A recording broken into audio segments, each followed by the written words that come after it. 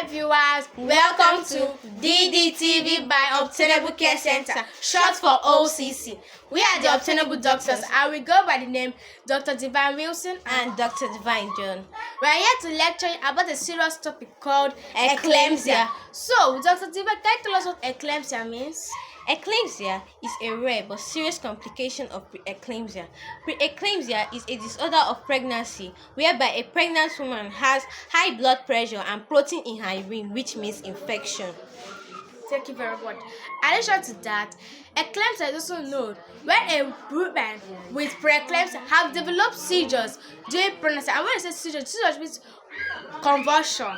And this convulsion can be caused by high temperature, and it can also lead to deadening of the body. Yes, which leads to eclampsia.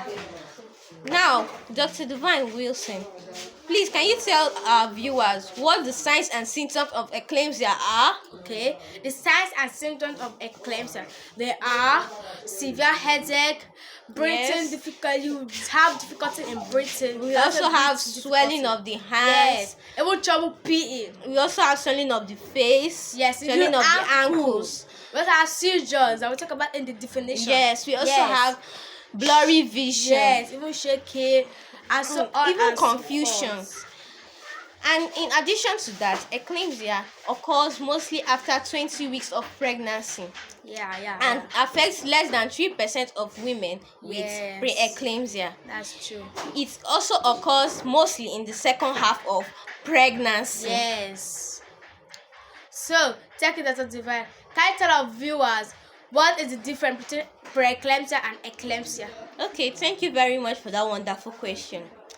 Eclampsia is a serious complication of preeclampsia and can occur without signs of preeclampsia. We are also meant to know that these seizures can cause confusion and put the pregnancy woman in a coma. Yes. And in addition to that, preeclampsia can be managed before it develops or progresses into eclampsia. Yes. So we need to manage it before it will enter the stage of the signs and symptoms. Yes. Before it to pass those signs and symptoms, before it pass the stages to enter eclampsia. So we need to manage it. So Dr. Divine Wilson, please can you tell our viewers what the risk factors of eclampsia are? Okay, yes. First of all, let's say that the biggest risk factors of eclampsia is preeclampsia. And do you know that even pregnancy can also cause eclampsia, even having a poor diet, obesity, and don't forget, even autoimmune reaction can cause eclampsia. Example, we have diabetes, hypertension, even kidney disease. Failure. All these can cause eclampsia during pregnancy. Yes. So, Dr. Divine John, can you tell us the management and treatment of eclampsia? Thank you very much, Dr. Divine Wilson. The management and treatment of eclampsia involves how a nurse should control the seizures, manage high blood pressure, and deliver the baby if necessary. If you see that the case has gone immense, you deliver the baby quickly to save to save the life of the child and the mother. Thank you very much.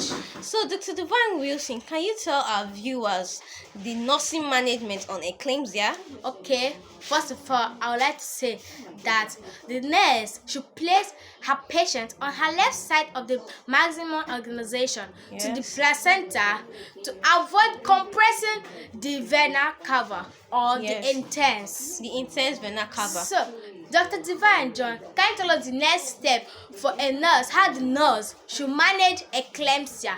Okay. The next step a nurse should take is that the nurse should maintain high flow of oxygen, allow oxygen to come in and out of where the patient is through a non-breather mask, keep the side rails up and padded to prevent injury if there is another seizure. Yes. Make sure you clear the whole place. Clear the place where the patient is laid to prevent another seizure, to prevent another injury if there is another case of seizure. And don't forget to dim the light and keep the room quiet. So, Dr. Divine Wilson, what do you think is the best management on eclampsia?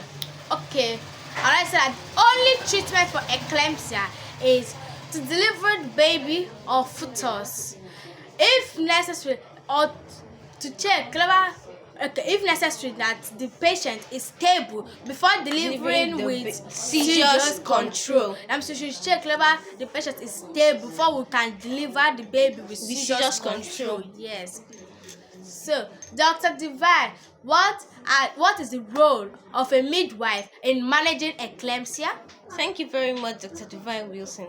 Midwives are the first contact with a woman with preeclampsia, which will lead to the coordination of care. Yes. That means midwives are the first people that the pregnant women with preeclampsia get in contact with. Yes. So the midwife should make sure there is a coordination of care. Yes. So, Dr. Divine Wilson, what is the final treatment on eclampsia? Okay, the final treatment of eclampsia, that is the best way to end the treatment, is to evacuate the baby or to deliver the baby, if possible, to the age of gestation.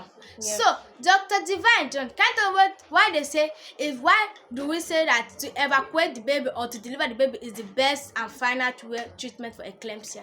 It is the best treatment for eclampsia because as a nurse, you have seen the situation at hand and you know what to do. So if you think that aborting the baby or evacuating the baby is the best option and it can save the life of the mother, you go ahead with it. But if delivering the baby can save the life of the mother and the child, you can also go ahead with it, and it is possible according to the age of gestation, which means according to how long or the duration of how long the mother has carried the child in her womb. Okay, thanks very much for hitting the nail on the head. So we have the IV fluid for eclampsia. It is intravenous magnesium sulfate. It is good for both the mother and the fetus, which is the child. Yes. And we also have drugs that can control seizures like nitrazepam, mogodon, phenobarbital. We have diazepam. And all these drugs are used to control seizures, and they are good for both the mother and the child. So that, because why we say they are good for both the mother and the child, there are also some other IV fluids which are not good for both the mother and the child. Maybe it can be good for the child, but only not good for the mother. Can also be good for the mother and not good for the child. So intravenous magnesium sulfate is the best IV fluid to be given to the mother and the child, to be best for them. So, Dr. Divine Wilson, can you tell our viewers the complications of eclampsia? Yes. First of all, we have sudden cardiac arrest. We also have acute respiratory distress syndrome. We also have ARDS. We also have central nervous system hemorrhage. Yes. We have pulmonary edema, mechanical ventilation, and so much more. Okay, Dr. Divine John, can you tell our viewers what are the 3 types of eclampsia? So eclampsia has traditionally been divided into three types. These types are the antepartum eclampsia, the intrapartum eclampsia, and the postpartum eclampsia. So we hope that with this lecture, we have been able to tell you more about the definition of eclampsia, the signs and symptoms of eclampsia, the best management of eclampsia, between eclampsia and so much more subtopics under eclampsia. So do well to like, subscribe, share this video. And also, if you want to administer your child into Obtainable Care Center, we are always here for you. Our location is number 5 Fanoba Street, opposite Assemblies of God, Oyibo Local Government Area, Rivers State. And if you want to see your child become an obtainable doctor or nurse, enroll them in Obtainable Care Center. Have an fantastic day. Enjoy the rest of your day. Bye.